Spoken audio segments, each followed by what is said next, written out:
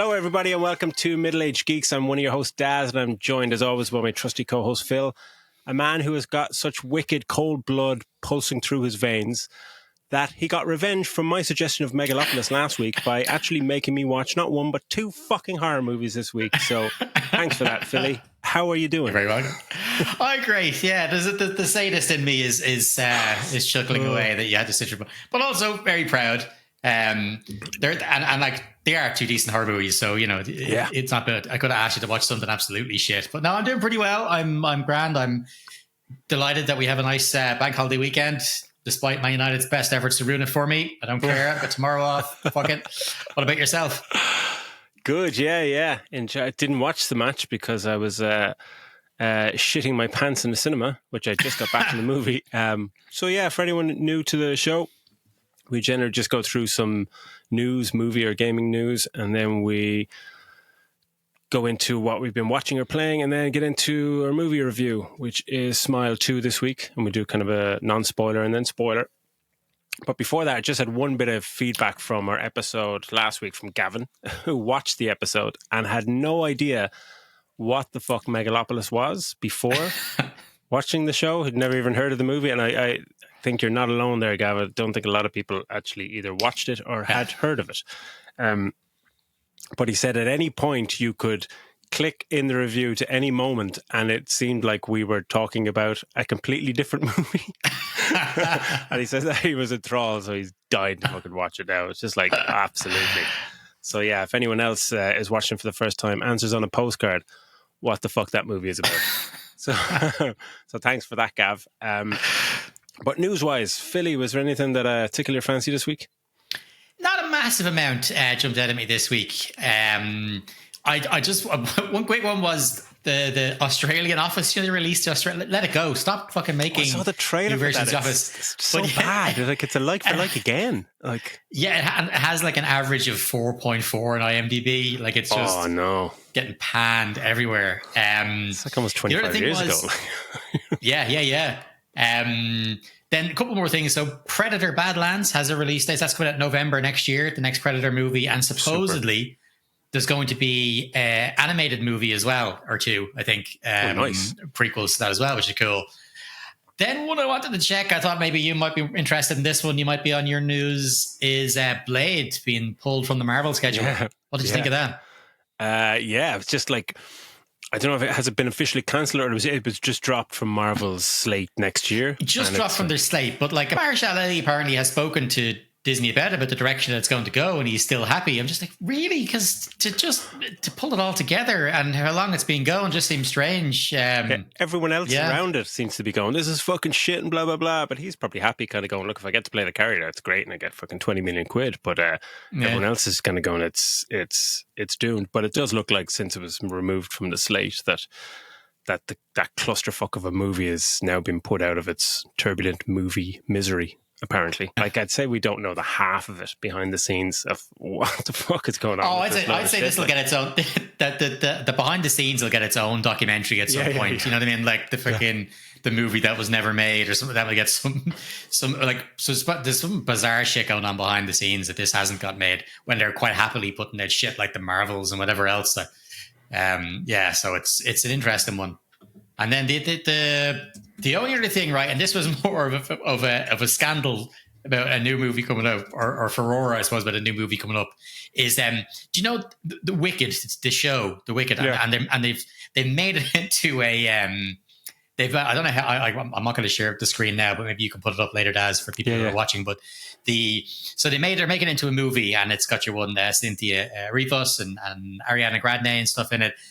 The poster on it, right? The original one, if you remember from the play, it's really, really striking because it's just green, black, red, white. That's it. That's real primary colors in it, and it's got the white witch, the good witch, whispering like this as if she's talking into the wicked witch's ear, and you can just see the hat is down over the eyes. All you can see is the green face, and it's really stark red lipstick, so red lips, and she has this tiny smirk.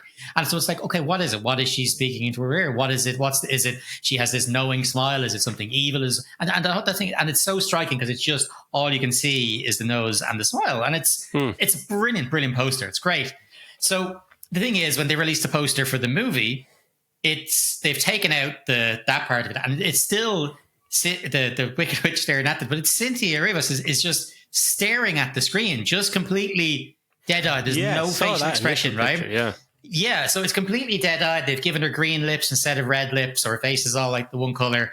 And still, Ariana Grande is there, but you can see a little bit kind of more of her face, and she's doing the lean-in thing. But there's no the mystery to it. There's no mystery to it. There's no anything about the movie. And anything, it just almost looks like she doesn't want to be on the poster. And so some fan of the show, of the actual stage play, went and redid that poster. So basically just went into a Photoshop and did a time-lapse video on making the new poster look like the old one. So made a shadow over the eye. Yeah, made a shadow over the eyes, got the up the mouth into a tiny smirk, and put red lipstick on, and covered up more of, and moved Ariana Grande's hand up further to cover more of her face, because that's what it looks like in the original thing.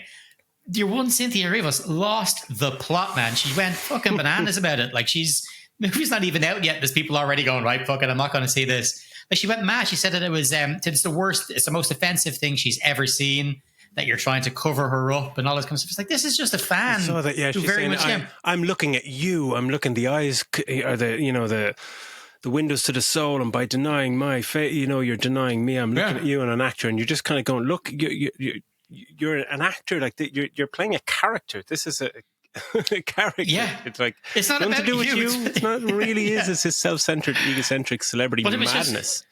Well, it's just wild that people, like, these are, like, before other shows and movies come out, the actors are opening their goddamn mouths and will end up costing money, because this was a fan who wanted to just recreate the poster for a bit of fun, and then showed how they did it through, like, Photoshop. You can see it's all speed lapsed, and it's really cool. They did a good job, and it's nothing major that they've done to it, but it's a good job. And I thought maybe she might go, oh, that's a fun take on it. And she could have replied and said, oh, that's a fun take on it. We wanted to do it because it's real people. We wanted to do it this way. She could have had a normal reaction, but when she lost the fucking plot, and it's just fucking wild. It's wild, isn't it? I'm still gonna check it out, because it actually doesn't look too bad. It does look good, actually. And but it's fucking wild. Like, I get the furor over the AI. Like, there was an AI someone put in an AI of the poster.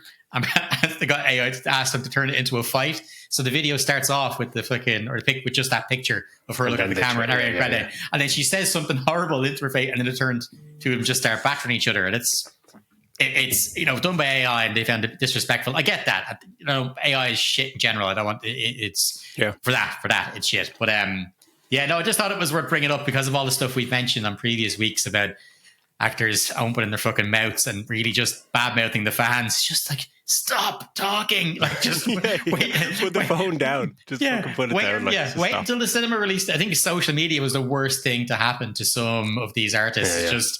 It's not about you. Just shut up. Wait till the movie comes out and it's made or done its money. Then if you want to say, by the way, I didn't appreciate that poster. If you want to do it later, fine. Yeah.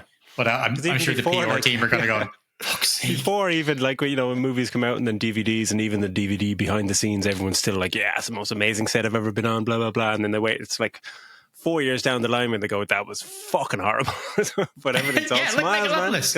Like Megalopolis, man. We're going to see that now in a couple of years' time. I had fucking no idea what we did. I was just taking edibles and doing LSD on the set just to try and keep up with what was going on. But that's all I have news-wise. Is there anything about yourself this week here? Well, this week in gaming news, it's like into our gaming Ubisoft section of Ubisoft Gaming having an absolute shit fit section that is a recurring theme every week. They have now the Prince of Persia Lost Crown team, which is like up for like Game of the Year. Okay, later on in December this year, like it should be up for it. They've reportedly, they haven't fired and laid off. All these words have just been hidden now. They've disbanded the team behind that after failing to meet sales expectations. Don't have the figures of what it sold, but it was... What expectations? Yeah, what are you expecting from a game like that? It's a Metroidvania style thing. You're not expecting to be breaking into the fucking billions here, Would you think you'd kind of look at the people involved in making those expectations and go, maybe something's wrong with you? Be like, the dev team, this team, their job was to make the best game you can. And they fucking did it. They made an absolutely fantastic game. They go, we did our job. But now we're losing our jobs because you think, because the game didn't make enough money on your end. Just like that's not our problem. The people, marketing team and they should be fucking losing their jobs. But it's an absolute clusterfuck. And I really think next year we're going to see Ubisoft go to the dogs. Like they are fucked. As we said before, if Assassin's Creed doesn't hit, and it doesn't look like it will, they should just delay that or cancel it and start anew. Because if that doesn't happen, the marketing they'll put into that company's in serious fucking trouble. I wonder will it get delayed again? Assassin's Creed. I'd say they might delay it again. Well, yeah, because I mean you've seen the Ghost of Hotai, which I think looks great. Yeah, that's kind of what it's going to compete with. At the end of the year, if two games like that get released in the same year, they'll just end up eventually getting compared to each other. It's just inevitable. And that game is going to look absolutely incredible, just like the first one did. And I don't think they haven't messed with lore or anything too far from what I can see. Keep it simple. Yeah, I think so. And I think that game as well, I think has only really been, because that was in the works for a couple of years as a sequel to the first one. Yeah. And then it's only the last couple of years when they brought in a bunch of new writers came into Sucker Punch, and then the direction kind of changed of the writing. So I think the basics were there for already a cracking game. And I think they just seem to be getting so much wrong with the historical accuracies and all this stuff with their game.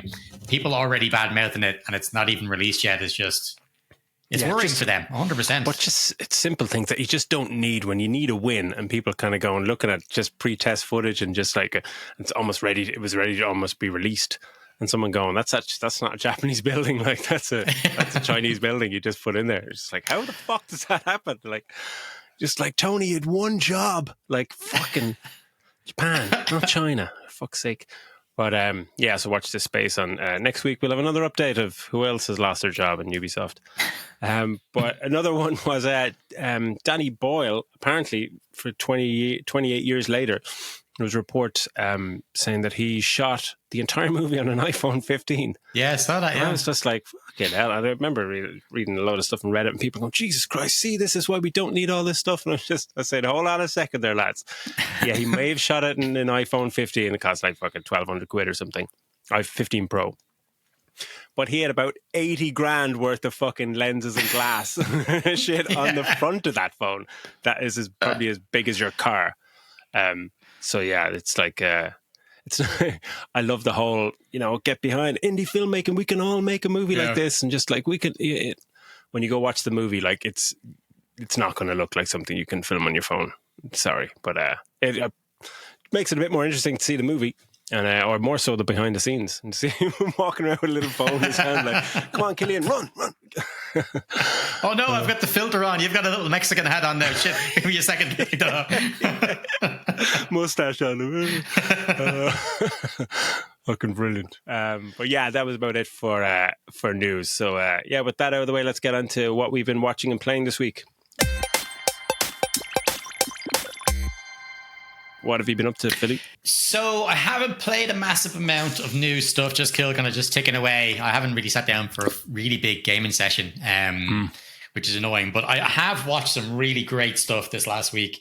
So I watched Strange Darling with Willa Fitzgerald, which I really, really liked. Yeah, really, really like that. It's kind of like it's like a horror thriller type deal, and it's split into 6 chapters, which are all told out of order.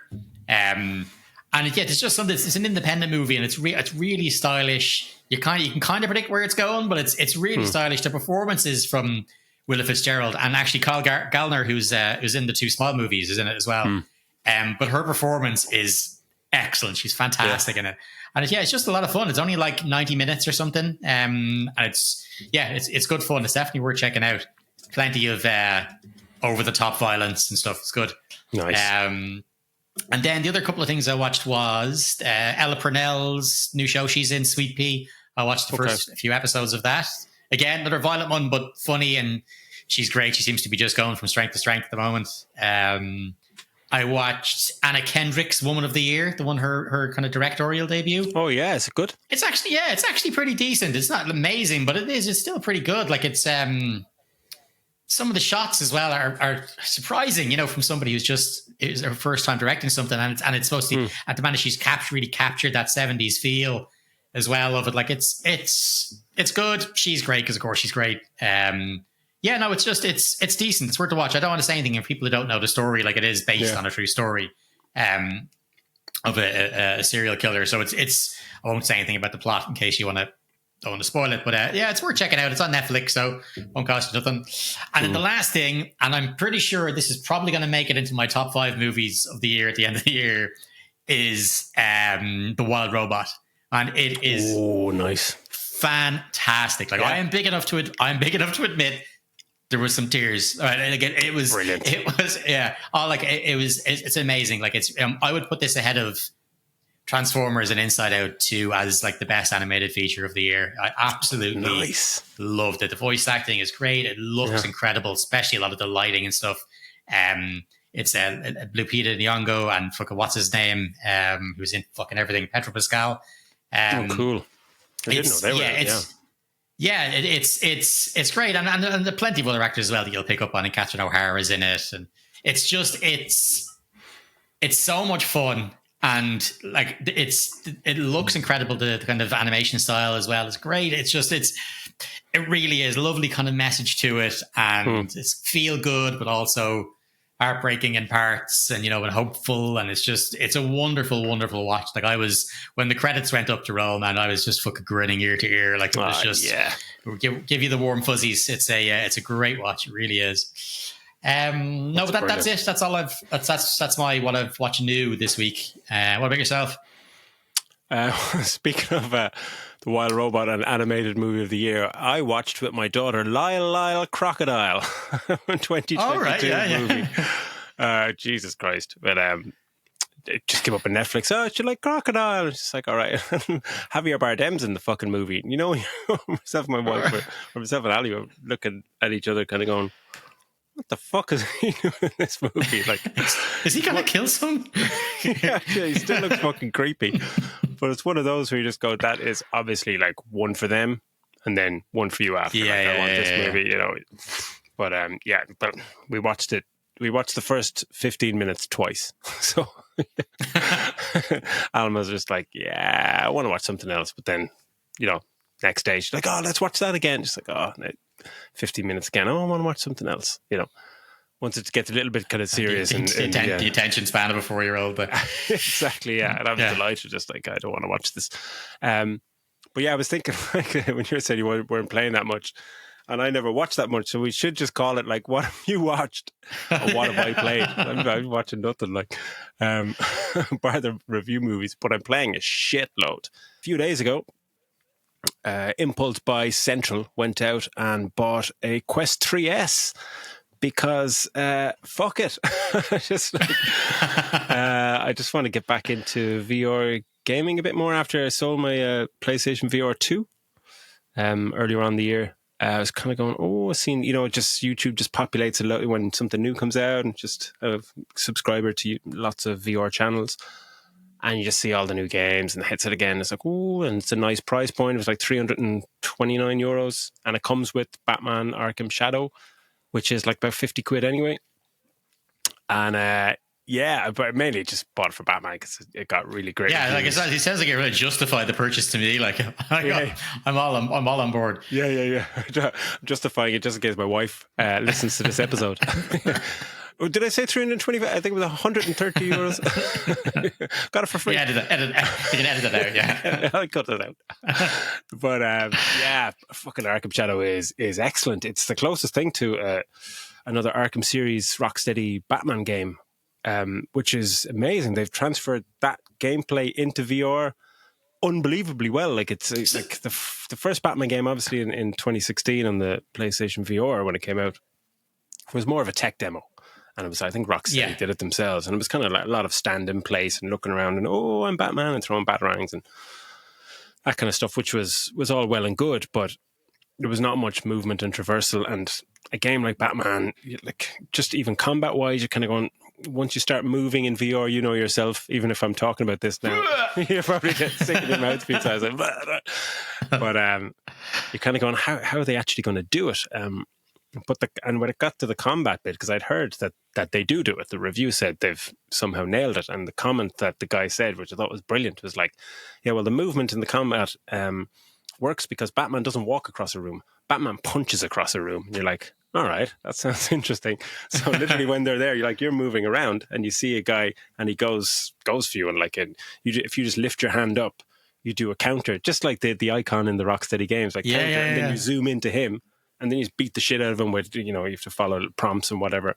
And then someone else, the other side of the room, you get a little prompt that he's going to fucking hit you. So you counter him. And it's just, before you know it, you're moving around the room, but it's so quick that you don't get sick. And you don't feel any of the momentum because it's so quick snapping.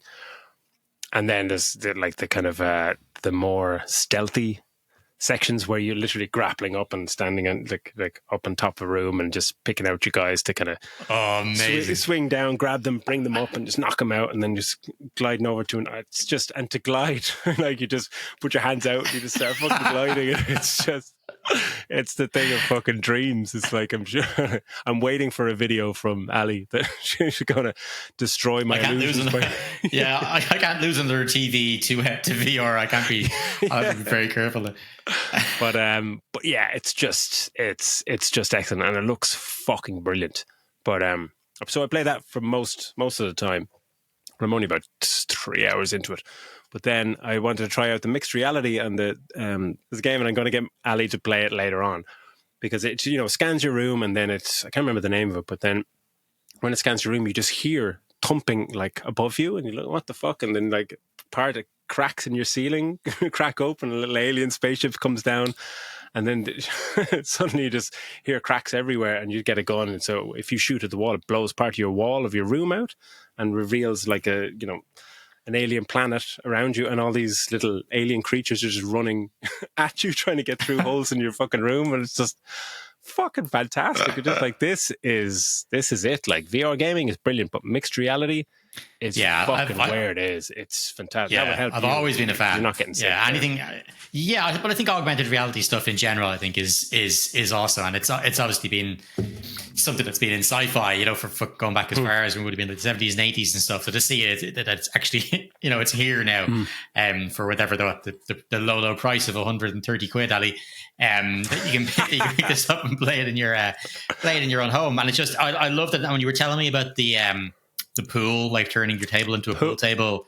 The pool is amazing, because I'd seen this, and it's just like augmented reality pool, and the cameras and the stability of the augmented reality and mixed reality content that's in your room is so fucking like seamless. You wouldn't know any jitter whatsoever. It's fantastic. Right. Even in low light, it's really, really good. So when you unbox, let's say, a pool table, and you'd say ask you to put it whatever height you want, I'd see it in reviews. I was just like, but how am I going to walk around the fucking table? Like, a sitting room's big, but it's not that big. But then you can kind of, you just get used with the thumbsticks. You can just move it around and fucking rotate it as you will. So you can stand right wherever you are and still move around to look at your shot and check angles. But you're leaning down to hit the ball, and you're aiming absolutely perfect. And the physics are just fucking fantastic. And it reminded me actually of a clip when Ronnie O'Sullivan tried one of these things years ago when he fell. Came out. He just tried to lean on the table and just face planted the ground. What are you going for, the 6? Oh, wrong. Jesus hell. That is Did you try and lean on a table? Yeah. That's scary. One of the best clips you'll ever... Anyone, if you're into VR or not, just check VR fails online. It's just, you go down a rabbit hole. 45 minutes later, cheeks be burning. But yeah, the pool is fantastic, and it's a perfect example of that mixed reality, and be able to literally kind of go, I don't need to practice pool, or I'm hoping they'll come out with a snooker update or something. That would do me for the rest of my life. just do that. No bother. So get Alment to pool that way. Also, obviously it went back into Beat Saber because it still is the greatest reasons to pick up VR. I mean, music, it's insane. Lightsabers, it's easy peasy. And good cardio on difficult mode. Fucking hell, I was sweating like a motherfucker. Yeah, a treat. So my games will be VR games for the next month, every week. Okay, yeah. Well, so with that out of the way, let's get on to our movie review, which is Smile 2, the very lighthearted, kid-friendly movie. Take it away, Philly. Cheers, man. Yeah. This week's one is Smile 2, the sequel, obviously, to Smile 1. Yeah, I'm looking forward to going through this one. I'll just quickly, for those people at home, what we'll do is we'll do a quick synopsis and about the movie and give it kind of our rough overall kind of talks if it's completely spoiler-free. And then we move on then to the spoiler section. So you will be warned beforehand because there'll probably be some spoilers for Smile 1 in there as well.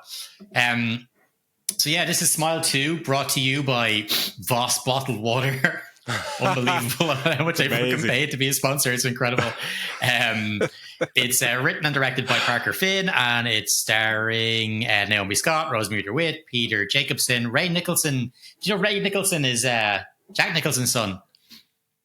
Is he? I was saying he looks really like Jack Nicholson. It's like he should play him in a fucking bio. That's amazing. Yeah, that is good. Yeah. So the synopsis is: about to embark on a new world tour, global pop sensation Sky Riley begins to experience increasingly terrifying and inexplicable events. Overwhelmed by the escalating horrors and pressures of fame, she must face her dark past to regain control of her life before it spirals out of control. That doesn't really sell it like that. That's not exactly really. That doesn't really sell exactly what it's about. But it's for me now. I was worried, right, because a lot of these ones that kind of do well when they're first released, the sequels end up being pretty crap. Like Insidious, the first one, really great, and the follow up was crap. Sinister, the first one with Ethan Hawke, brilliant, and then the sequel, fucking terrible. And so they what made those sequels? Because I haven't seen those. What made the sequels? Well, a lot of time the second one for thing was a different director and kind of took away the kind of the scariness and the kind of what the fuck is kind of going on, the sound design. They made it. It was nearly a comedy in parts. The second Sinister movie. Just a lot of things are kind of just, yourself. You see with any sequel, really, people just Saw and stuff, Saw was really good, and then it just gets too big and gets too weird, and it's less about the story and more about just the fucking shit that's going on. And I guess I was kind of worried that would happen here. When they bring something from something smaller and contained into a bigger world, that it would be shit. And especially this is a pop star. We know we're going to have to see her interacting with a lot of people. Whereas the first one's quite contained, with the Doctor, it's just her and her personal life fucking going to shreds over what's happening. But I was worried when it went into bigger that it was going to be bigger would mean worse, I think. But it's still really, really enjoyable. I know that this is rated higher than the first one by critics and IMDb and everything, but it's probably just reviewed more, I'd say. Maybe, but I definitely prefer the first one for sure, because I think the actor who I'm forgetting her name, but she's wonderful. Like she keeps, you feel exhausted for her. She's so fucking drained and Susie on edge Bacon the whole time. Like yeah. That's it. Yeah, it's Susie something. Yeah, but she's fantastic in that first movie. Yeah, really, really great. And so in the second one, I thought maybe bigger is going to be crap, but there's so many scenes in this where they're just not the ones that are scary. Because I know you're not mad on jump scares. I do love them. But in this, some of the shots are fantastic. There's a shot where the two of them are in the car and it's kind of going back and forth, one face to the other face. And there's loads of shots of that we'll discuss as we go through the spoiler section, that it's just shot so well. It's not just fucking for the sake of it.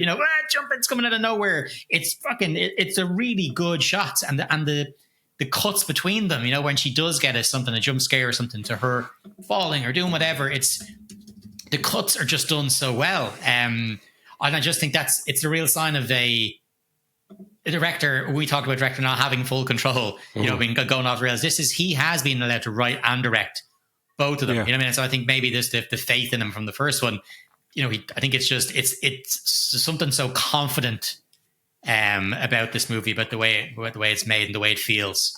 I really, really, really enjoyed it. I thought it was a good, fun watch. But I will say on the negative before I pass it over to you, the first one is quite more grounded. Like you when something, you're very aware when something is real and something isn't.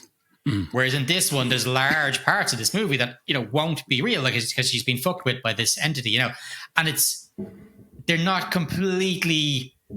There's not completely congruent to their own rules of what it should be, and I'll get into that more. I don't want to say anything now and spoil it. But a lot of that. There are some parts. yeah, a lot of it you're kind of going, that doesn't quite hit with what you're saying, and there was a little bit of that, but overall, it was a really enjoyable experience. It's fun, it's gory. I was laughing out loud. I literally screamed "motherfucker" out loud at one time, at one of the jumps, and got laughed at in the cinema. But like, it was just, there was a lot of people were having fun in the theater. There was a lot of laughing, a lot of jumping, and people, having the crack. It was a fun experience, a fun cinema experience. What about you, Des? Well, fun wouldn't be the fucking first word I would think of now when I watch this. I didn't really enjoy it. I thought it was really, really good. And like afterwards, I was just like, it's just once you wipe the sweat from your brow and go, thank fuck, I got through that. Holy shit. Yeah, I saw it in the cinema with it's the most crowded. It was a small screen, but it was very crowded, and there was somebody directly to my right. I was just like, and there was kind of space around where we could have separated out a bit. And I was just like, oh no, I'm just gonna and some dude, and it was just like, and he was on his own as well. It was just kind of fucking weird. Oh, you should have turned and done a creepy smile to him or something at one point, just fucking like, terrify him. Yeah. But so there was a few.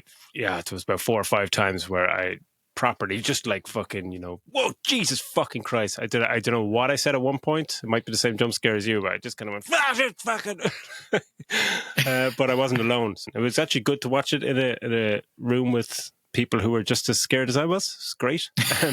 It definitely is not as good as the first. I think a lot of the time in terms of kind of pacing, like the first movie I was surprised how much I loved the first movie, because I thought, like, even 45 minutes in, I was just going, fucking hell, so much has happened. Oh my God, I'm totally engrossed in this. And I felt like, is it not an hour and a half in? Like, I don't know how much more I can take of this. Just holy shit. It really ramped up so quick, and you got into it so quick. When this, I felt it started to get kind of good, it almost not lost its way, but it exhausted a lot of the scares. Like, there's a lot more jump scares in this than there are in the first one. Oh, a lot more. Yeah. And some are quite cheap, but some are fucking brilliant. Like, what's coming, you're just going, fucking just hit me, will you? Just hit me. I don't know, maybe it's not going to hit me. Oh, you fucking hit me. Oh my God, it was brilliant. But there's one jump scare involving an elderly person that I burst out laughing. It's the funniest thing I've seen all year. This is fantastic.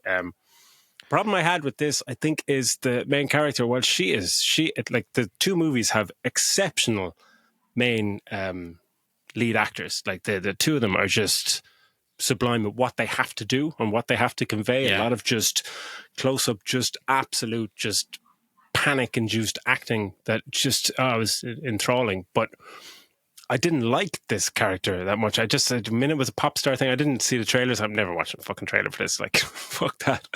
Just close my eyes. I think they go out of their way to make her not endearing. You know what I mean? Like, you feel sorry for the first, like, oh God, no one understands. No one, why can't anybody else? Only someone could please listen to her. Whereas this one, she comes off, like in plenty of parts of the movie, comes off like a bitch. You know what I mean? She comes off as the diva kind of thing, because she is the biggest pop star in the world or whatever. And it's almost like a different thing. It's like watching a star fall, which is different kind of thing. But I just didn't care what was happening to her at times. Yeah, it was a bit later on, seeing some scenes with her mother kind of later on, that the only parts where you're just kind of going, fucking hell, that would be pretty rough. But it's a lot of the time when she's kind of getting to these scenes where she's kind of out of control and she's starting to lose her mind, she kind of comes off, the way she acts is like you could just believe her acting like that if she didn't get the right water. You know what I mean? Where in the first one you're going, this is somebody who works in fucking hospital. What type of water is that, Des? That would be Voss water. Would you like to visit the website Voss water? She drinks a lot of this water, like extended gulps, so you could actually see the bottle perfectly. And she's actually drinking it as well. Like, she's actually, it's not like a thing. She's full on, like, you think, which is like bad for you. Like, you're not supposed to drink that much water standing up as well. It's just it's bad for you. It's insane. But I would agree, Daz. I think same on the character. Like, I wasn't really invested in her so much as I was just the movie and seeing where it goes. But as a character, I wasn't totally sympathetic to her. Whereas in the first movie, to Dr. Carter, isn't it? Yeah, I really feel for her. Just oh yeah, 100%, totally on her side. You know, you can see she's a fucking full on professional. She's not, you know, she's like, why are people seeing me as crazy? And she's like, only you could see what I see, and people just don't understand. Grounded was the word you use, and it's like a grounded in a movie like this seems silly, but it makes perfect sense that it was more believable in the first movie when she started to kind of lose her mind slightly, and the scenes where she would lose her mind or act irrationally or whatever were so much more, they hit harder than this one, where it was just, you can't relate to a fucking to a fucking diva little pop star brat. It's just, I just don't care. But I didn't want her to die, but I didn't really care if she did or didn't really. She did, but I would agree as well that she did a great job, though. I mean, I only know Naomi Scott from the two movies I know her from. I'm really going to out myself as an absolute loser. Is the Aladdin and the Power Rangers remake. They're the only things I know her from. I didn't see the Power Rangers remake, but it's all Aladdin. It's all right. You have a child. You have two children. It's okay for you. Yeah. Just before they were born, right? But it's like, no. But I thought she was brilliant. You know, I thought that she was really, really good. Like, you do get that feeling of she's fucking terrified, and a lot of it is her acting just directly towards a camera. It is just close-ups in the face, which gotta be fucking one of the hardest things to do. But I thought, her physical reactions and stuff, physical acting as well is fantastic, because she does a bunch of fucking running around the apartment and stuff, and she's really nailing it. We really feel the fear for her. And she's put a lot of work in, the actor as well. Like, she learned tons of dance choreography, obviously, for all this stuff. She helped write some of the songs, the original songs that this character is. Like, because they released on Spotify songs by this person, Sky Riley. They released some fake songs and everything, like an EP. There was moments in this, though, where you kind of had like a couple of extended music things. You're just like, you've obviously put a lot of time into this. Would you be releasing this on Spotify by any chance? And just like, you know, of course it was. 90 seconds of this performance, just like, why fuck off? You know what I mean? But it's overall, man, it's an enjoyable movie, I think. And I think as a pairing, you know, as a pairing, it's great because one leads directly into the other. Again, I don't want to spoil the ending in the first one until we get into the spoiler section, but they lead perfectly into each other, you know, and it's again, I think it's part of having the same writer, same director, is that they do have, I know it's bigger and all the rest, but they do still have that same feel. You know, he's still using the same kind of musical tension that he uses. He's, you know, it's obviously you get his feel from both movies. But yeah, no, I'm a fan. Like, I definitely would recommend it. I wouldn't put it on as high as, say, a couple of the other horrors that we've covered this year, like Long Legs and what's called Late Night with the Devil, and The Substance. You know, probably maybe it wouldn't be up as high as them, but still, really enjoyable movie, and something that I could see myself watching back to back with the first one on Netflix. You know, every now and again, I'll just be flicking like, I'll watch these two fucking. I'll never watch this movie again. But, ever. I'm happy I did. But no. And if it wasn't for this podcast, I would never have watched this movie or the first one. So I'm kind of glad. Well, at least you enjoyed the first one. Yeah, the one we're not reviewing. So, so look, it's difficult to say more. Like, I mean, about the movie itself. Like, as I said, it's shot well, acted well. For the most part, it's paced well. It's difficult to say more without kind of spoiling both the first and second movie. So maybe it's best to just give a star rating and then jump on over into Spoiler Town. What do you think? Yeah, I'd give it a solid 3. Thought it was, very entertaining's the wrong word. It's just like, you know, when I was in there, I wanted to leave, and that's probably a good sign that, like, it's some of the jump scares are fantastic. Some of the some pacing issues, whatever. But cinematography wise, I don't know how much it cost, but it seemed like it cost a lot more than it did, and that's down to cinematographer like Charlie Saroff or whatever his name is. I think he did the first one. Yeah, is fantastic. There are some just excellently clever shots and transitions in this. Yeah, as we say, filmed so well. There's some lovely scenes and set pieces. It's just like simple shots where they just, instead of a skyline, they just have a skyline of New York and a drone flying through it, and it's upside down. It's just simple thing. It's just there's like fucking the cinema was like, that is just so easy, so simple, but it's just phenomenal. It's just really, really clever. But yeah, really, really, really enjoyed it. Apparently, I'm sure I'm sure people in the background probably heard me typing. 30 million was the budget. Yeah. On Wow. this.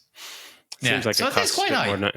Yeah. I thought it was like still for 10 or 15. Yeah. Maybe. It's still quite high for a thing, and I suppose he wouldn't have got that budget if the first one wasn't so well received. No. But look, we'll jump on then into. I'm going to give it 3.5. I would give the first one 4 and give this 3.5.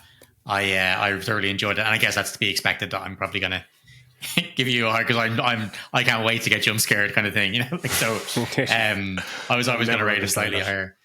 Yeah.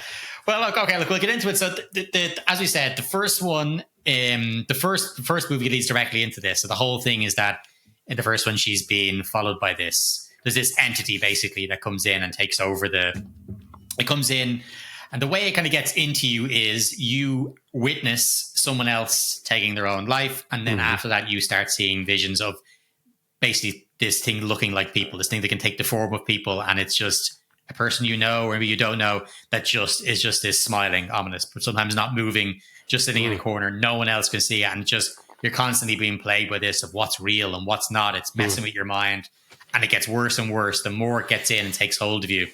And within 7 days, no one lasts past 4. Was it no one passed? Most people only hit around 4 days. But once it hits a certain point, no one lasts past 7 days. Once it gets a certain point, it's broken you down enough that it's then able to fully take you over. And then you end up killing yourself, and someone else witnesses that, and then they have it, and then so on and so forth. And so in the end of the first movie, our guy played by Kyle, or what's his name? Gallon. How do you pronounce his name again? Sounds good to me. Gallner. At the end of the first one, it's him. He experiences it. A guy called, actually, his name is Trevor. And as the opening scenes go, man, this is pretty fucking cool. Before we get our credits, it's like this is awesome. Yeah, like it opens up and it's kind of like 6 days later, right after the first one. I thought I was in the wrong movie. I was just like, holy fuck, this is right. Yeah, of course, yeah, fantastic.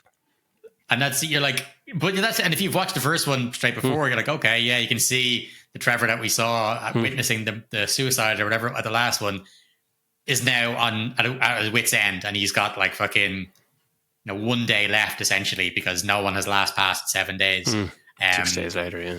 Yeah, and the only way they find out in the first movie, the only way to pass this on is for you to kill someone and for there to be a witness to it. That's the only other way for you to get out of it. And instead, the witness ends up getting taking it on. That's the only way you can do it. So as a cop, he looks up obviously has looked up some horrible bad dudes, and there's these fucking drug dealers that have done some awful shit, and he follows them into their hideout with a mask on. And the idea is that he's going to kill one in front of the other. One guy in front of his brother, and then that'll be it. The curse will be passed on. But he ends up fucking making the balls of it because he goes to fucking shoot. He shoots your man, the brother, and ends up fucking killing him by accident because your man has a gun as well, and the whole thing is an absolute disaster. But then you see, he's like, what the fuck am I going to do? He's trying to save your man. He's bleeding out after shooting him. Yeah. There's actually a witness there. And there's this fucking guy. He's like, I was just here to buy drugs. I didn't even like these guys. I didn't even want to be here, And he looks fucking terrified. But as that's happening, all the fucking other guys' mates, they're like Russian mob or something, I think they are. They all show up to the gaff and the drug guys, and there's just this whole big fucking shootout. It's fucking bananas. And he manages to get out. Trevor manages to get out a window away from them.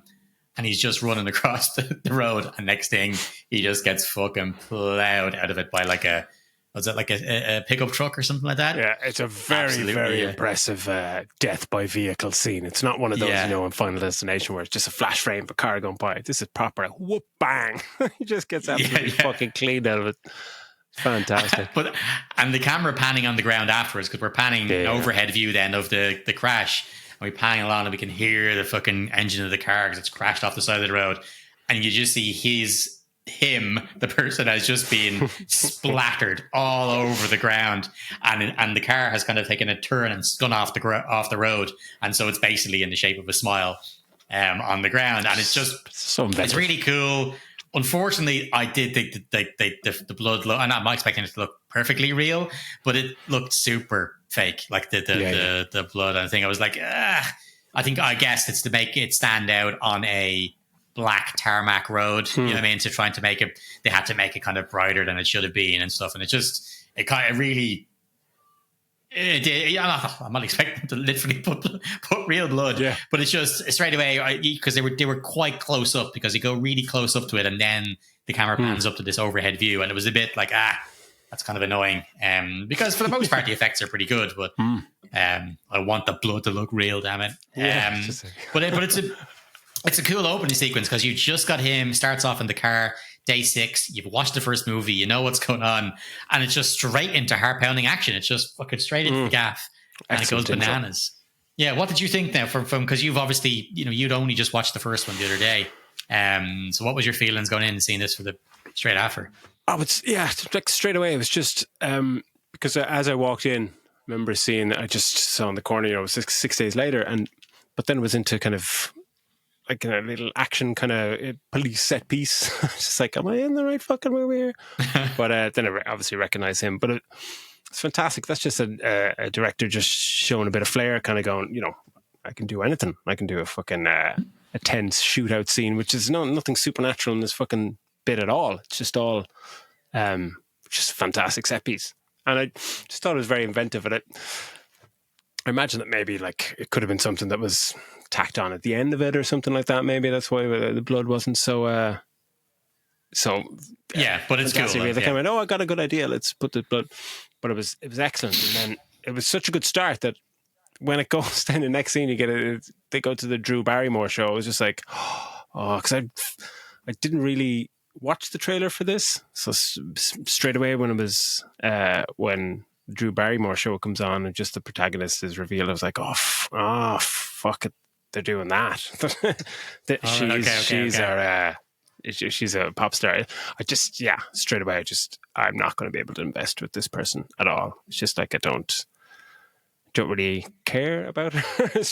And straight away, like if you're getting that within 5 minutes, just I don't know if that's what he was going for, or just he didn't want to retread stuff from the first movie and just have another hapless worker in some environment be the main star. But it was strange going from that epic intro into it's the Drew Barrymore show. It's like, that's it.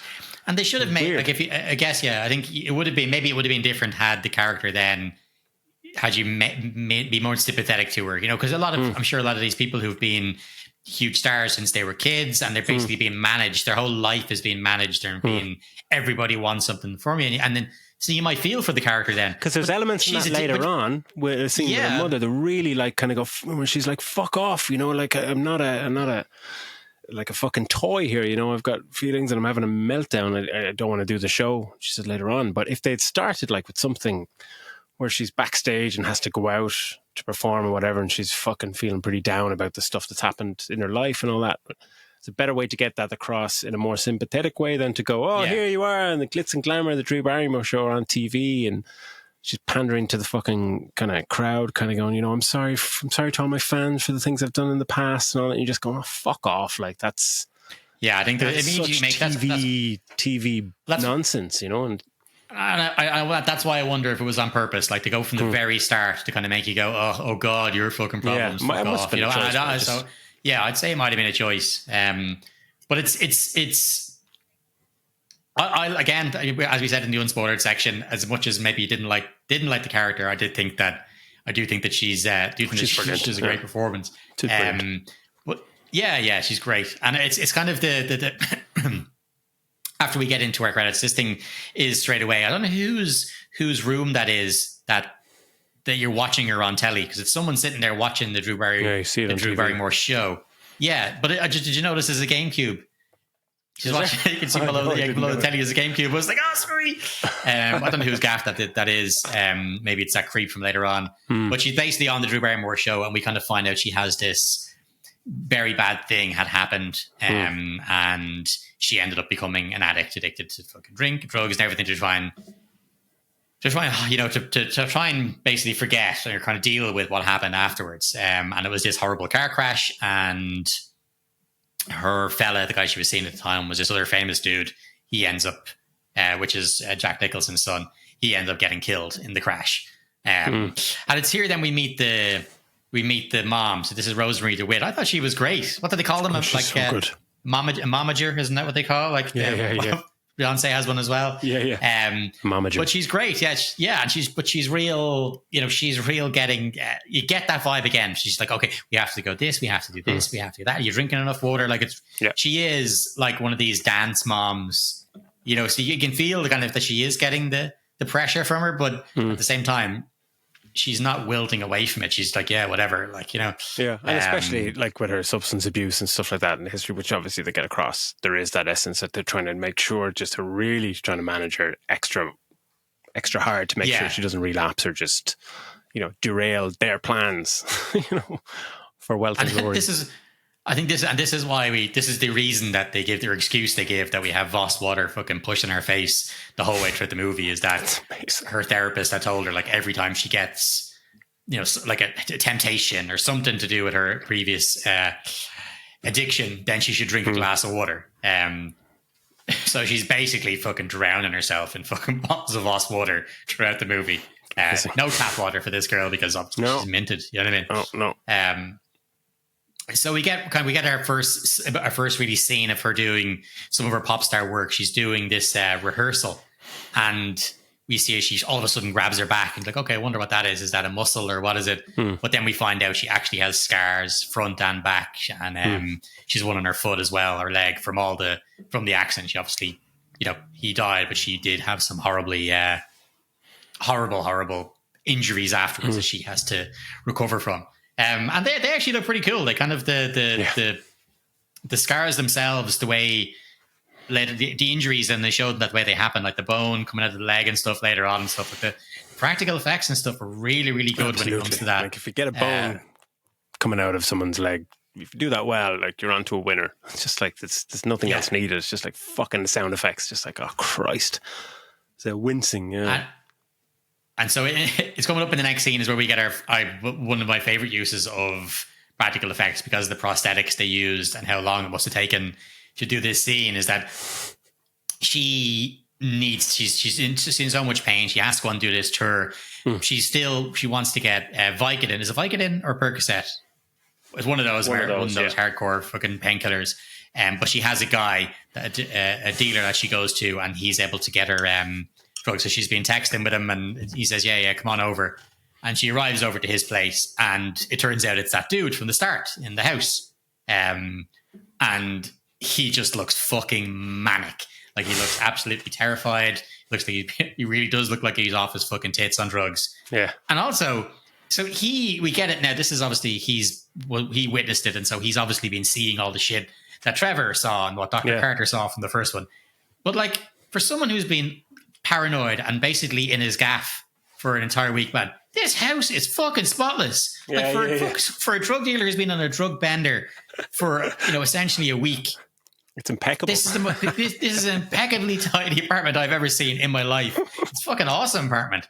But it's absolutely spotless. He's got a fucking sword when she gets to the house. He's in a robe with a fucking sword. Just like he shows it because he doesn't know. He doesn't know she's real or she's not. But she just thinks, oh, this guy's just fucking on a bender. Yeah. And he's like, well, you texted me and told me to go over, and he doesn't even fucking remember it because obviously he's getting this entity has been fucking up with what's real and what's not for him. So obviously he's fucking off. So anyway, he goes into the room and goes, yeah, I'll get those tablets for you. And he goes off into the room.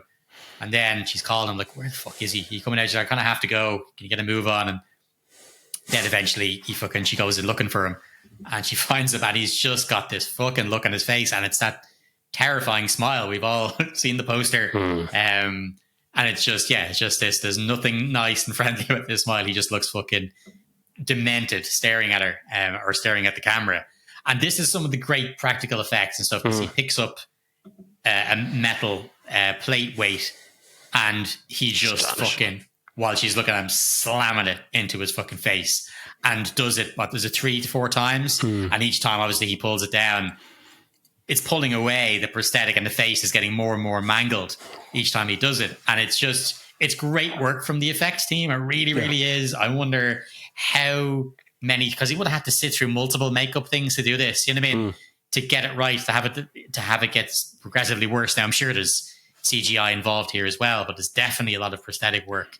And I think the absolutely loved it. Like, CGI in this is probably just blood splatter. It looks all prosthetics, and it's fucking vicious. The sound effects, the sound is amazing. Oh my god! It's one of those things. The beauty of this scene, and it's my favorite one, pretty much my favorite scene in the movie, because even in the cinema, it's like you can see him. You know what he's about to do. Like he does it the first time, but then you know he's going to do it again. And still, when he does it, you watch it. You know what's going to happen. You still jump. Because you just go, oh, fucking hell, that is just please don't do it again. Like, please don't do it again. But the beauty of his smile on this is where it's not like the first movie, there was a lot of like, you know, the person having the smile was the fright. You know, you look around, oh, they've got the fright. But he's lying on the ground, looks like he's fucking dead. And then he just looks up at her and just goes into a smile straight away. And it's just that transition of just like, oh, fuck. And that's even creepier than a shock smile. It's but this was phenomenal. Like it's just I missed the part there. Yeah, when she walks into the room to find them, he basically convulses on the ground. He's seeing something that isn't there. He convulses on the ground. She thinks that he's had an OD. Yeah, and that's when he turns and looks at her and gives her a smile of his face, and he just smiles at her. And smiles, and then but that noise, like the slam in the face, and then the sticky pulling away from the face, and it's bits of the face coming away on the plate. Like it is goosebumps. Absolutely vicious. Yeah. Oh, it's so cool. Brilliant. And yeah, really, really well done. And like, so anyway, she first of all, she freaks it. There's a moment of just panic where she just doesn't know what to do. And then all of a sudden just scrambles towards the wall. She's just this shock of looking at what the fuck just happens. And then she fucking pukes and she just runs off and leaves the gaff. And then we see her then for the next day, she's doing all different photo shoots and stuff. And she's just a wreck. She doesn't know she's Googling whether you can get DNA from vomit, all this kind of stuff, because she's vomited at the scene. She doesn't want people to know she was there. Yeah. Because obviously she'd snuck out after a day of, whatever it was, rehearsing and stuff with the mother. They literally drop her to a hotel. It's all, as you said, to make sure she's not fucking creeping off and doing whatever. Yeah. Her whole life is being managed, but she sneaks back out.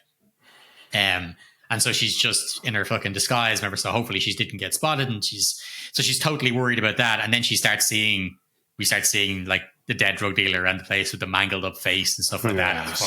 Some of those scares are great, like just like because it makes sense. It's not a cheap jump scare because he's in her head, but some of them are just like it's a lot of this movie is just people who are possessed.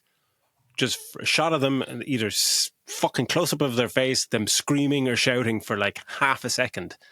And it's like, as much as I detest that, it's incredibly effective. Oh, fucking hell. Oh, God, I kind of wish we saw this together. I'd be holding your hand.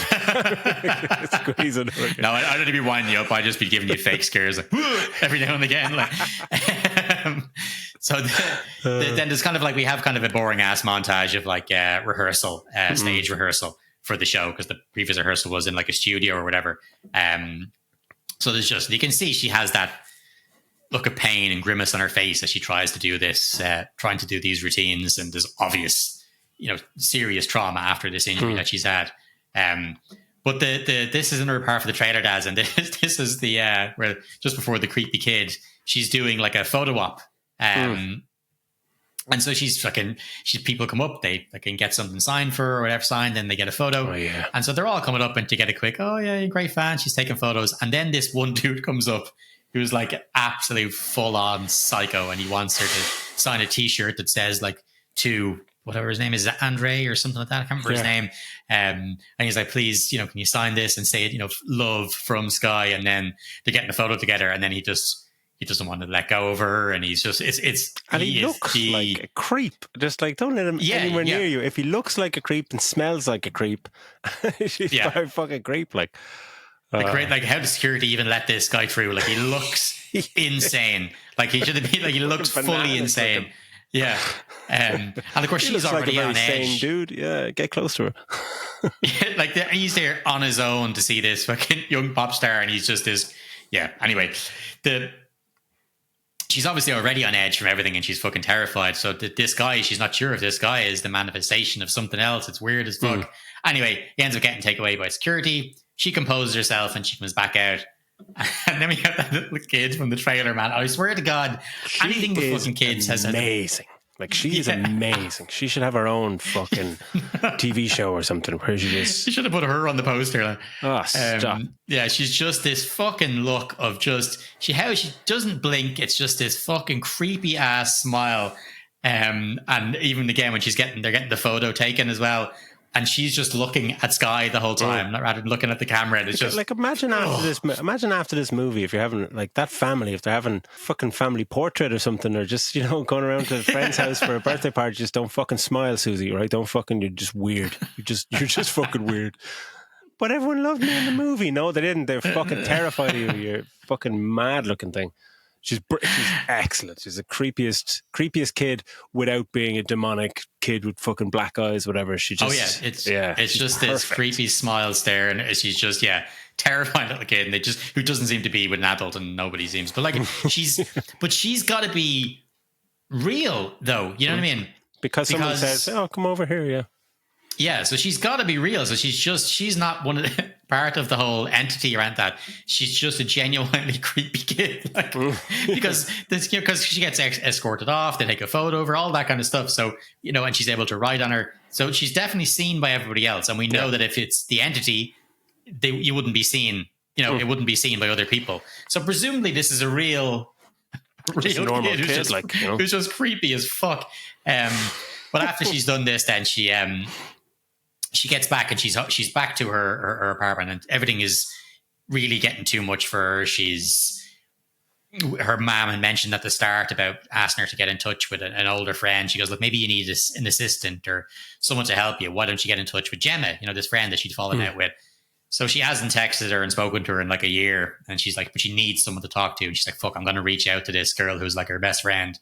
And she takes out her phone. You can see straight away the last message they sent from whoever many months or a year ago is like fucking, or calling her a bitch, or calling her a fucking hanger-on gold digger or something, just vicious fucking stuff. Yeah. And so she texts, she's like, is there any chance, you know, what's the crack, what's going on? I'm just thinking, blah, blah, blah. And then she ends up calling her and speaking to her. And the friend is like, yeah, look, you know what? Yeah, I'm surprised to hear from you. You know, and I'll why don't I come over? And agrees to come over to the house. And so while she's waiting for the friend to come over, she starts, she's just finished another bottle of Voss water, and she sits down to play the piano, and she's beautiful voice, and she's just singing some song. And next thing, there's a glass smash. And you're like, yes, something's about to happen. So she goes looking for what the fuck it is. And as we go along, we see on the ground is the signed t-shirt from that fucking weirdo from the photo op. And as she walks through the thing, walking towards it, get out of the apartment. Get out of the apartment. Like, it's horror film 101. Like, it's just, she starts walking towards where she goes. She knows that signed t-shirt. She knows she gave it to a psycho. If he's in your gaff, get the fuck out of there. Yeah. But of course, it's our movie. So she's walking towards it. And we see more and more of his clothes are laid out on the ground. And you get to see his fucking knackery, pissy, shit-stained underwear. Like, that was bad. Much now. Yeah, that was the worst, scariest thing in the whole movie. I was like, you gross bastard. And then he's got no pants on. Then she looks up, and then it's the naked dude from the thing, and he's just it's this kind of thing. There's one in Hereditary as well, when it's just someone completely naked, and all they're doing is staring, and it's But then at least in fucking Jesus Christ. Yeah, at least in Hereditary, he just stands there and smiles. He doesn't fucking run. But this dude just starts running towards the camera, and it's the pounding on the ground, boom, boom, boom, as he's tearing towards her, and she fucking sprints towards her door, and she opens it to run out, and the friend arrives, her friend Jenna, and she turns around. Obviously, there was no one there. She was never being chased. There's no smashed glass. There's nothing. It was just all on her noggin. And her friend's like, "What the fuck is going on?" And did you notice the friend from anything? This is Dylan Galula. So this was the one who was having sexual dreams about Nicolas Cage in Dream Scenario. Oh, the one who brings her back to the apartment. Yeah. That's her. Cool. Yeah. She's great, man. I thought she was brilliant. Really the actor, like, she's just, she's really, really great. Like, so she brings her in, and they have a whole powwow. She tells her everything, like, about, like, apologizes to her and tells her all about the drug dealer and what happened to him, and that she was over in the house and stuff. And but straight away you're kind of like, this is where I was like, okay, there's something off here, because when she arrives, she's like, oh, how are you here so quickly? I only just texted. She's like, that was an hour ago.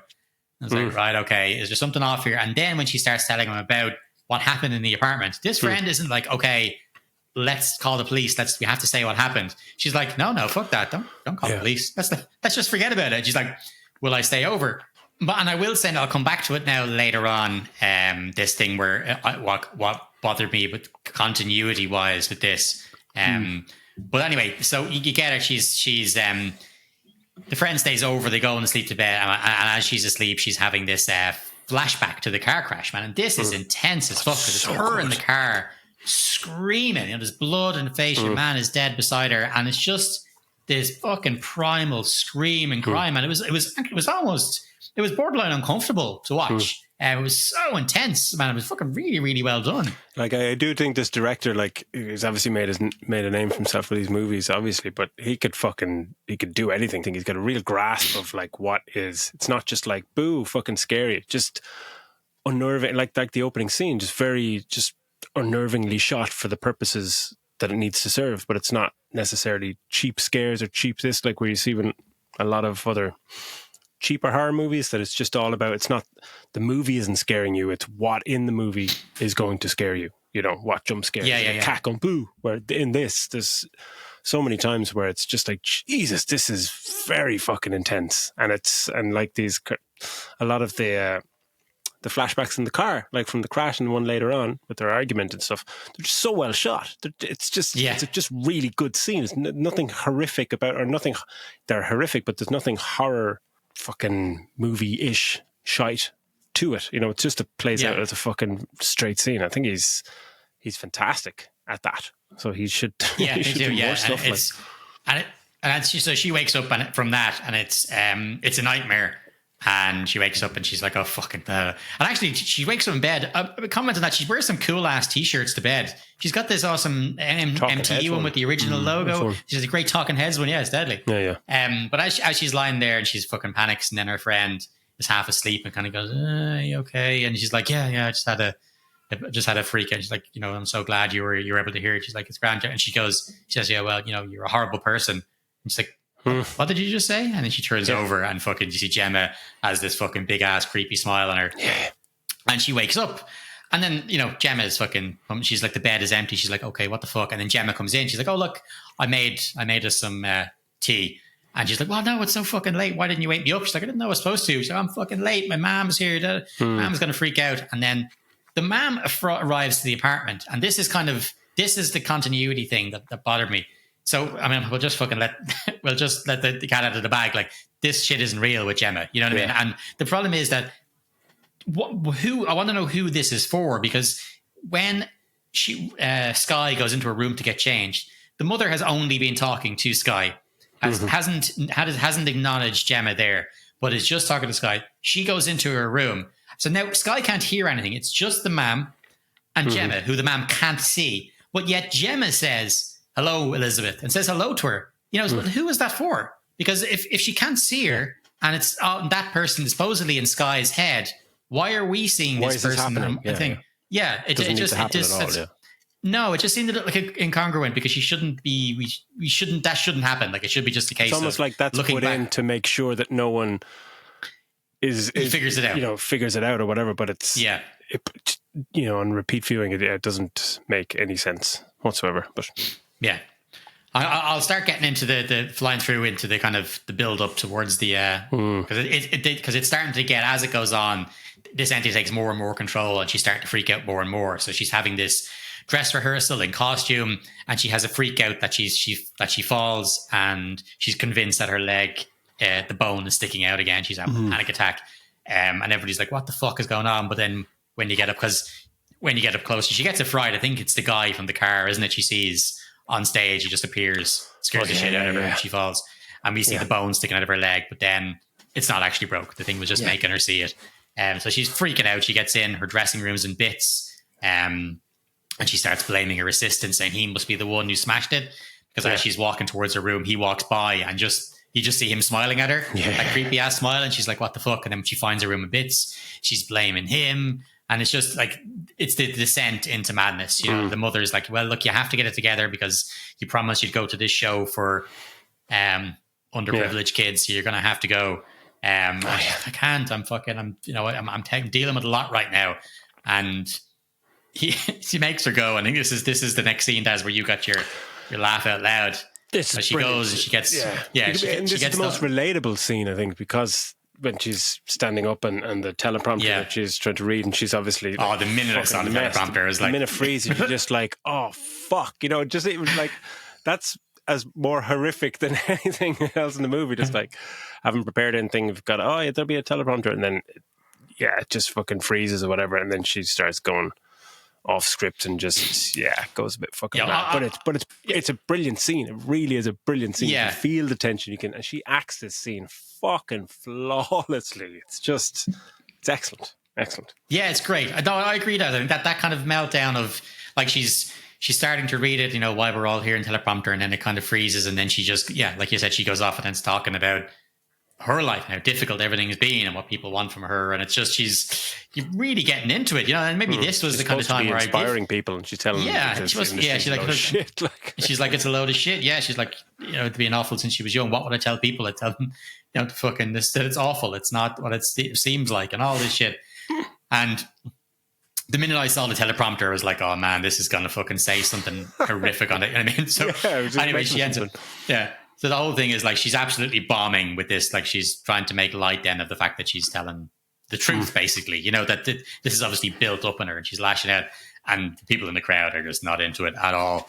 And then the teleprompter comes up, and of course it's got fake words on it, and it makes her see the words of the guy that got killed, Jack Nicholson's son, and she reads it out, and people are just not impressed that this has happened. She's like, no, that's what it said. It shouldn't say that. It says on the teleprompter. And then all of a sudden he appears, and he just starts walking towards the stage. And again, it's just walking towards the stage with this fucking big ass creepy grin. And I'd imagine you, Des, when we talked about fucking hating stalking type enemies in video games, this must be one of your ultimate fears. This thing that just keeps unrelenting thing, just walking at you, fucking smiling. Of course, no one can see it. She's having a full on breakdown. And this is where she knocks the old one off the stage, because this one, she's having a meltdown. She's screaming at something that isn't there. She's like, why won't you leave me alone? What do you want from me? Da, da, da, da. No one else can see it. They just see this lunatic on stage shouting at nothing. And this L one goes up to try and kind of just tap her, and she just fucking swings around. She hits her. She goes flying off over the stage. the shoulder, fucking off the stage. Yeah. It's fantastic. Onto the table, and just fucking crashes through it, and it's absolutely hilarious. The worst thing. What's the worst that could happen? You know, it's just she's standing up there going, "You've just vaulted a fucking old lady, fucking 20 feet onto a fucking table." There's no coming back from this one, love. Sorry about that. It's fucking brilliant. Wow. So anyway, she gets out of there, and we get this throughout since she's been texting or using her phone, we see that she's been getting messages from a number that says that, you know, were you at Lewis what's his face's apartment? Someone that knows who she is, and he sends her a video, and it's a video of Lewis, and we see him having a freak out. He's seeing people who are smiling at him and stuff, and so she's like, oh shit, that is what I'm seeing. So she agrees to meet him. And they go to this little shithole bar, and she's wearing her cap and her hood and everything, so no one will recognize her. And this is a guy called Morris, played by Peter Jacobson, who is kind of, you see him, he's just in a lot of shit. Like, he's in House, and he's in a bunch. You always see him playing a small role in a lot of sci-fi shows and stuff, you know, just for an episode or two. He's a good actor. He's good at this as well. But he tells her that this thing had taken over his brother, and he didn't believe him at the time, and then it's only now he's seen what happened to Lewis what's his face, and he's gone back, and he's like, I can tell this has gone back X amount of times. And it's, you know, it keeps stretching back, but it needs to be inside a living host to pass to someone else. He goes, but if we kill you while it's inside, stop your heart, it will, you know, it won't have anyone to, it's a virus basically, it won't have your body to feed up, and it should just die. And so that's what he tells her. And she's like, what the fuck are you talking about? I'm not letting you kill me. That he's like, no, like, it's, you know, what we can do. We can use drugs. We can use this, that, you're. Anyway, she gets recognized in the pub, and she fucking she bolts out. How of they there. recognize her in the pub? It's just like she looks nothing like the fucking Bob Star's got a hood up and fucking disheveled and in bits, and it's like, oh my god, is that Skylar? Just like fucking no one would. Yeah, I don't know how people. I don't know. Like, I mean, if you saw like fucking Lady Gaga and a boozer, and you looked over, pretty sure you'd recognize. You probably it as her. there's no way that's Lady Gaga sitting in the corner of some fucking boozer in bits.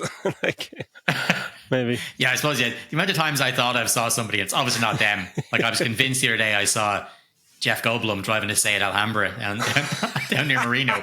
Definitely wasn't him, but my brain for that split second, because it just puts together, your brain just puts together bits and pieces of things that and I was, Jesus, that was the immediate reaction was, then why would Jeff Goldblum be driving to Seat Alhambra in down Loved you Griffin in the Avenue? Fly. Yeah.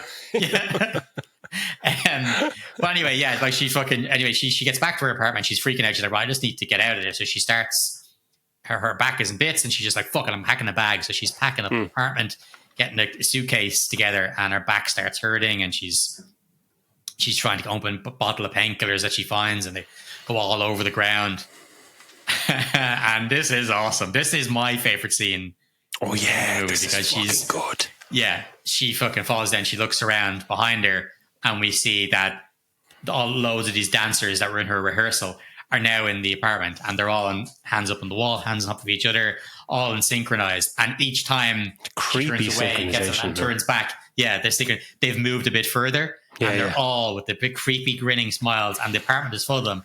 And this was all like the hell gaff is full of these cunts. This was all practical, even the parts when they're up on the walls. All of it was shot practically, and it took them 2 days to film this scene. Oh wow! And it's and it's just it's fantastic. They're just getting closer and closer to her. And they chase her all the way down. When they're chasing her down the hall, and they're all just doing their fucking weird fucking like zombie shuffle things down really quickly, and it's just like, what the fuck? Like, it's so fucking crazy. It's so great, man. It's great to know they spend so much time on this particular boot to get this shot just right, and it's full of all these people. It's a mixture. It seems to be a mixture of some of the fans that we've seen and some of all the dancers from her rehearsal. Yeah, it's like an interpretive dance horror chase sequence in a claustrophobic apartment in New York. It's just brilliant. It's like when we talked the creepy ass DLC for Resident Evil 8, and each the mannequins, and each time you turn away, you hear them running towards you, and when you spin back around, they're stopped. Fucking creepy as fuck. It's really, really, really well done. And anyway, she ends up getting with somebody. Yeah, she gets piled on, but sticking their hand down her throat. Fucking down. And I think I think that this is kind of the part where she's now almost not in control anymore. Now it's all the entity that's kind of, because we get this is the great next scene. Like after the hand goes in the throat, we get into the next scene is the flashback to the car accident and it happening. And it's brilliant. Like it's her fault because she's grabbed the wheel and all the rest of it. But they're fucking shouting back and forward about how much they fucking hate each other. And the camera is just jumping from her face to his face, her face to his face. And it's not, we don't get much of the car on the road, really. It's just them back and forth screaming at each other. The intensity of it. It's good 2 or 3 minutes. It's fantastic for one shot. Look, yeah.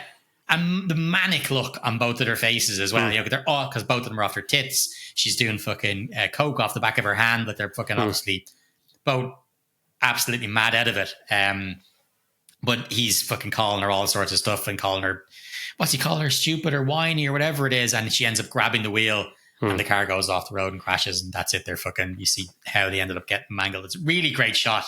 But she then wakes up now and she's in a mental hospital. And I think they've told her that she fell and she hurt herself, banged her head off something. And so she's in this kind of wellness retreat hospital kind of thing. And the mother's there, and the mother's like, "Oh, we need you to perform the show." And she's like, "What? You fuck off! Look, I'm on a hospital bed. I'm having this awful fucking time. I'm in pain. And this is where they kind of have she has a proper rant with her mom about it. About how brilliant. She treats her and stuff as well. It's really good, yeah.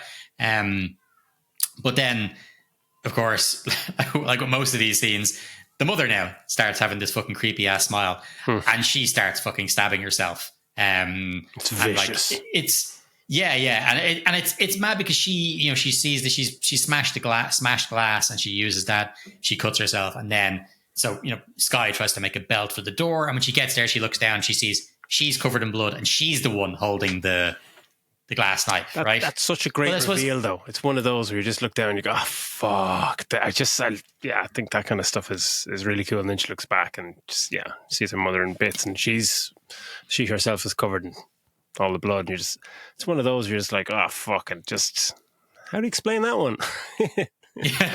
Fuck me. But this is the this is another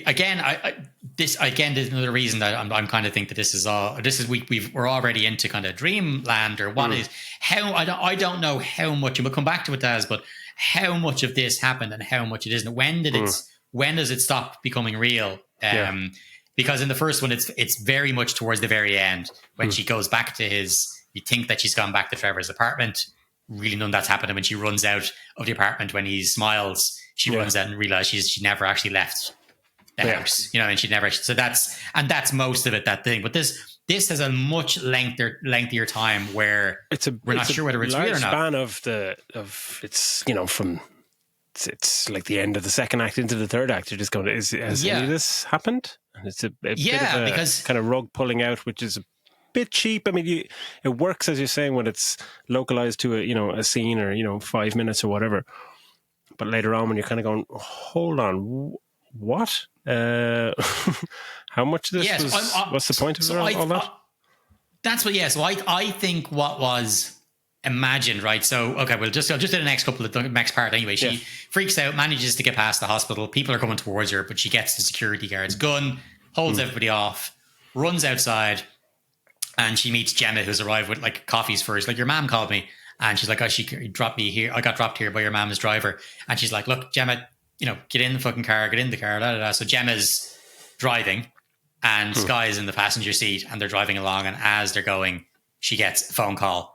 And the phone call is from actual real Gemma. And so real Gemma's like, "Hey, no, I got these, we've been getting these weird text messages from you, but like, haven't spoken to you." And she's like, "What?" She looks over, and of course, Gemma's doing the fucking creepy ass smile and says whatever to her. And she has a full on panic attack. And then all of a sudden she snaps back into reality, and she's the one driving the yoke. And I think that she was in that hospital, right? But the mother stabbing wasn't real. She definitely grabs the gun. She runs out, and Gemma's never driving the car. She runs out, holds the gun up to somebody, and just takes the car. Yeah. All of that thing. But obviously the stabbing of the mom isn't real. Meeting Gemma isn't real. But she managed to not crash the car when she's obviously hallucinating all this stuff. I always found that hilariously funny. Just like, that is because she essentially must have had her eyes closed. She was driving, because if she's having this panic attack and looking around, and she obviously must have had her eyes closed. Kind of bending the kind of rules within the world. Yeah, and I think I think that's where I think it's kind of gone on a little bit too much now, and like this again, it kind of solidifies that Gemma not being really. I mean, the fact that she tells her on the phone, that's what kind of made me think straight away of that original, seeing her talk to the mom. Even though Sky wasn't even in the room, you're like, what was that for? As you said, Daz, is it just to get the audience to not figure out that Gemma isn't actually real? But she goes over then, and she makes it to Staten Island, where where your man Morris has told her to meet her, and we get this. He brings her in. He's like, it's like an abandoned fucking Pizza Hut or something, and he's got a freezer and everything. He's like, "I'm going to bring you in here.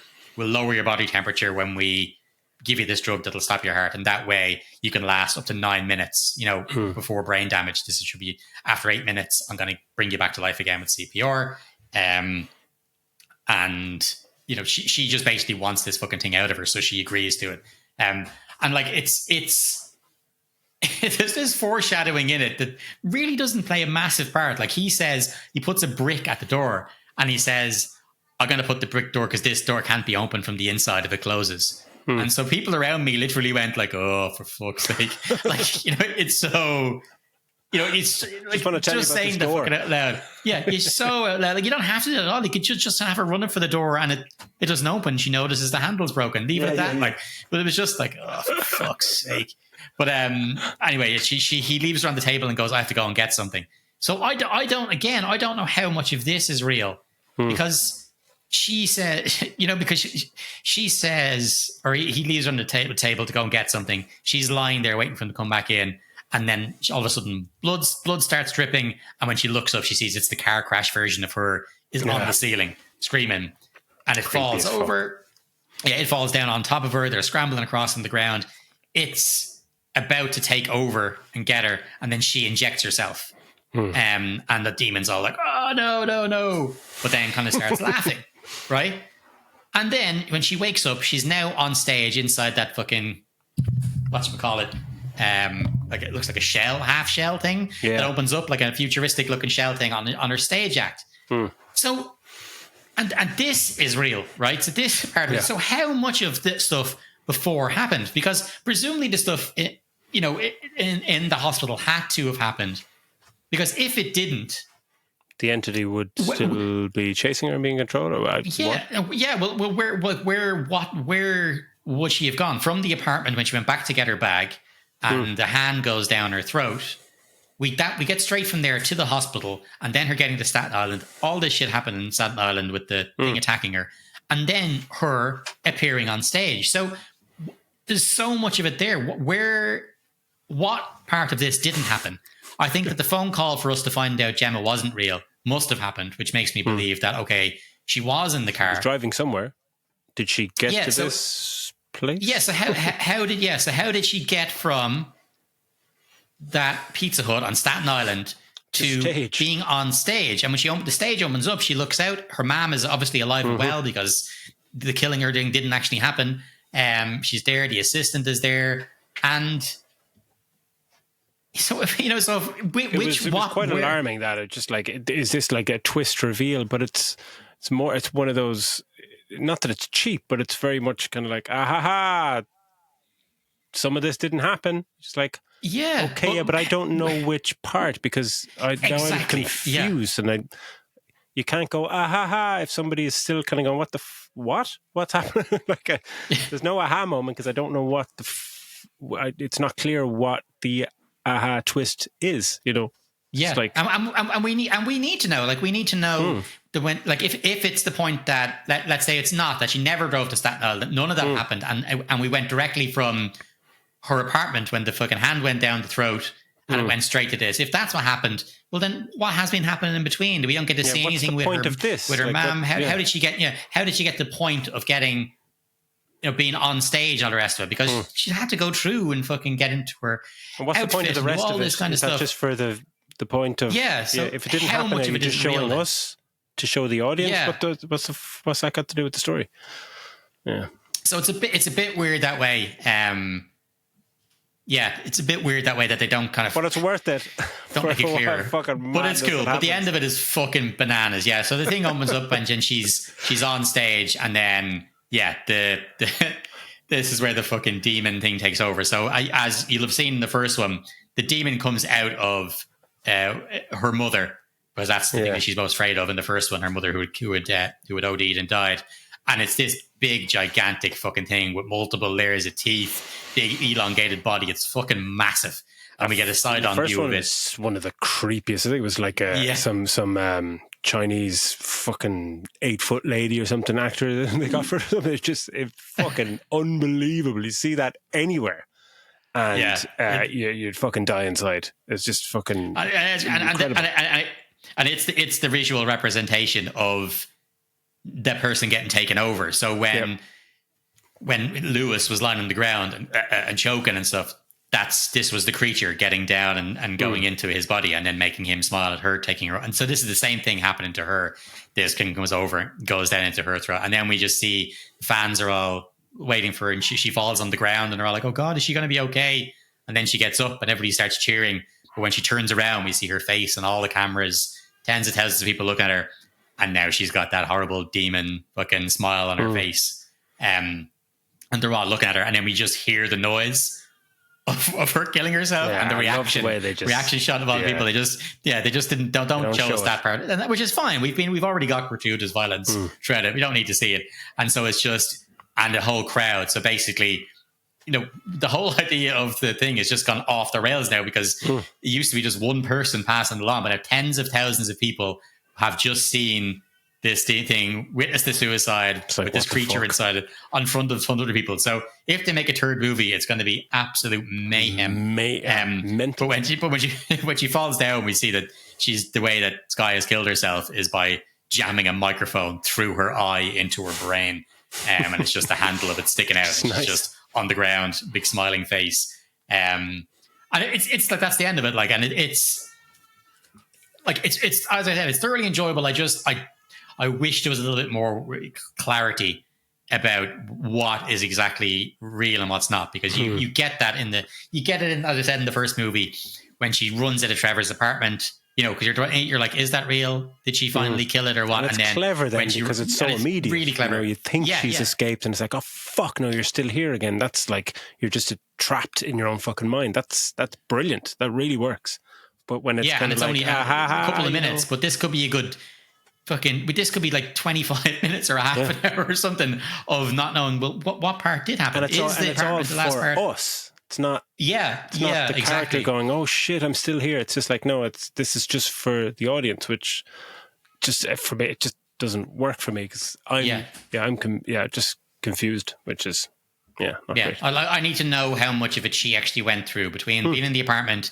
If she was in the hospital, I assume she was, because she would have had to get out of there to get into the car. So you presume that that's right. But then how, if that is true, I need to know how she got to be on stage in costume. Yeah. I'm sorry for anybody at home who can hear banging. My dog is literally flinging himself at the door outside, trying to get my attention. But like, you need to know, you need to explain a bit more, how did she get to that point? You know what I mean? Because if you want that to work, that, oh God, she's on stage, how much that so-and-so wasn't real. I need to know what happened before that. Yeah. How did she get into how did she even get into the costume to be on stage? Like, she's obviously been interacting with people and doing all this stuff to get to this point. But now she's wearing this costume that earlier on in the movie she said she definitely wasn't going to wear because it shows off her scar and stuff. So how did she get to that point? And it's just, that should be made a little bit clearer, and I think that the movie would have been so much better for it. Absolutely. But all in all, it's a lot of fun. It's not fucking overly long. You can just enjoy it. That, as you said, there's laugh out loud moments. There's fucking jump scare moments. There's incredibly well shot moments to just really sit back and appreciate how well they're done. Which is great, and I really appreciate that from a horror movie, because a lot of them, we don't get it. We don't get the clever shots, or the really well done shots, or people just don't realize how much work went into them kind of shots. And whereas I love stuff like that, where you can kind of go, this took a shitload of work to get this shot, pulled off, and that's why it looks so fucking amazing. And it's good fun. As I said, I'd be happy with 3.5. I think it's definitely recommended. Definitely as a horror duo, it's been a while since I've got a consistently, two good horror movies back to back from the same director, same series. So yeah, it's a lot of fun, and I imagine it'll probably be streaming fairly quickly, as most movies seem to do these days. But it's a recommend anyway. Absolutely, and recommended from me as well. Yeah, 3 stars, just because I didn't really enjoy myself, and I was trying not to shit myself for the whole movie. But thanks for that, Phil. That was it's great to go through that. It's nice to do a horror from time to time, and 2 in a week. I'm super proud of myself. So that is a wrap for this week's episode. Thanks everyone as always for following on social media and liking, subscribing and all that stuff. If you're watching this on YouTube, like and subscribe. And we will catch you next week. Take it easy.